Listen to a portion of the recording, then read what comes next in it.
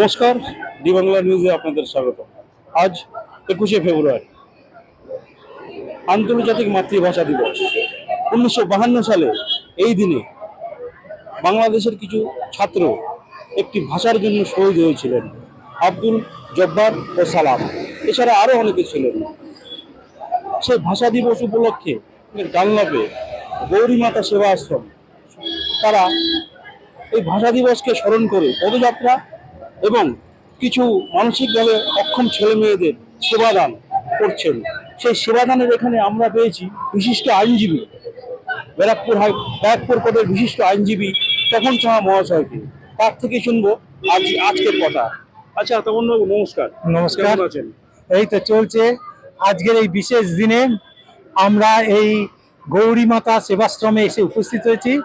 এইখানে আমরা বিশেষ চাইল্ডদের নিয়ে আজকে সকালে একটা পদযাত্রা করেছি। কেন করেছি?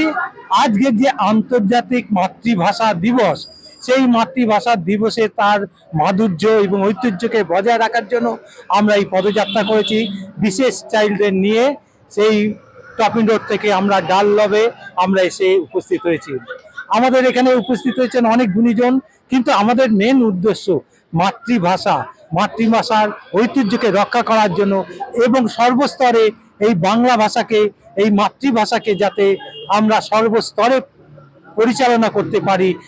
স্কুলে, কলেজে, সব জায়গায়, অনেক জায়গায় দেখা যায় যে মাতৃভাষাকে অ্যাভয়েড করে অন্য ভাষাকে করা হয়।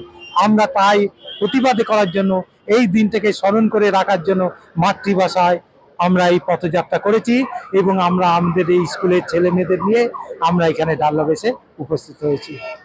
নমস্কার। আমি একদিন এখানে আসি এবং আমার ওদেরকে দেখে খুব ভালো লাগে, মানে মনের ভিতর থেকে একটা শান্তি অনুভব করি আমি। এবং অবশ্যই এটা একটা কারণও আছে আজকের দিনটা করার জন্য। 2রা ফেব্রুয়ারি 2020-তে আমি আমার বাবাকে হারাই এবং সেটা হঠাৎ করেই ঘটনাটা ঘটে। আমার বাবা ভীষণভাবে বাচ্চাদের ভালোবাসতেন এবং বিশেষ করে মেয়েদের জন্য কিছু না কিছু করতে চাইতেন, কিন্তু তার আশা কিছুটা সে পূর্ণ করে থাকলেও অপূর্ণই থেকে গেছে সে যতটা করতে চেয়েছিল। তো বাবার আত্মার শান্তির কামনাতেই আমি নিজের থেকে যতটা পারি, আমার যতটা ক্ষমতা আছে, আমি একটি বেসরকারি চাকরি করি, বেসরকারি সংস্থাতে। তো সেই জায়গা থেকে আমার যতটা মন থেকে যা চাই প্রতি বছর আমি সেটাই করি। তো এবছর আমার ওদেরকে দেখে মনে হলো আমি একটা দিন ওদের সাথে কাটাই, কিছুটা সময় কাটালে আমার মনে হয় আমিও শান্তি পাবো এবং আমার বাবাও সেখান থেকে শান্তি পাবেন। তিনিও তো দেখছেন যে এই বাচ্চাগুলো কতটা আনন্দ করে খাচ্ছে, তারা আনন্দ করছে এবং তারা যেটাই চাই সেটাই আমি করতে চেয়েছিলাম।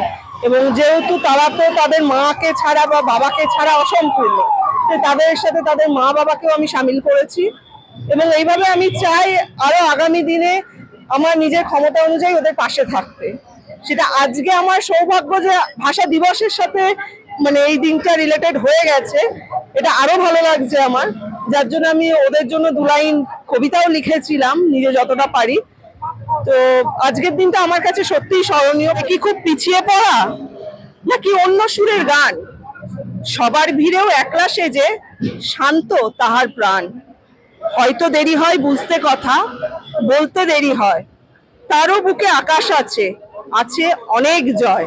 সবার প্রথমে আমি গৌরী মাতা সেবা আশ্রমকে এর জন্য কুর্নিশ জানাই যে এরকম তারা একটা অনুষ্ঠান আজকে আয়োজিত করেছে, ঠিক আছে। এবং এরকম স্পেশাল চাইল্ডকে নিয়ে আজকে যে বিষয়টার উপরে, মাতৃভাষা দিবসের উপরে, যে তারাও আজকে এই আন্দোলনটাকে এগিয়ে নিয়ে যাচ্ছে, ঠিক আছে।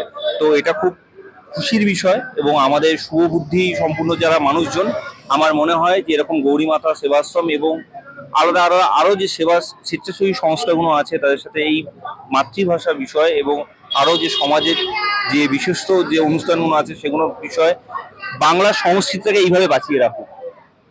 দেখুন, মাতৃভাষা আমাদের বাংলা, ঠিক আছে। আমরা বাংলার বুকে জন্মিয়েছি, আমরা বাংলা মায়ের সন্তান।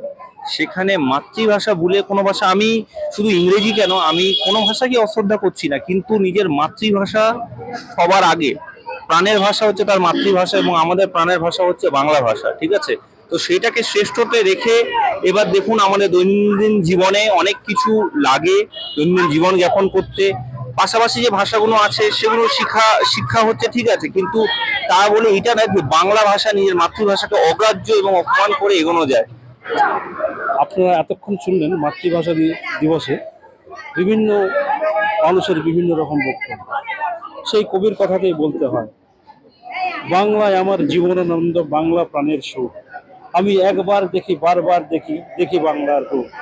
ক্যামেরায় পিনাকি পালের সাথে দীপঙ্কর দত্তের রিপোর্ট, বাংলা।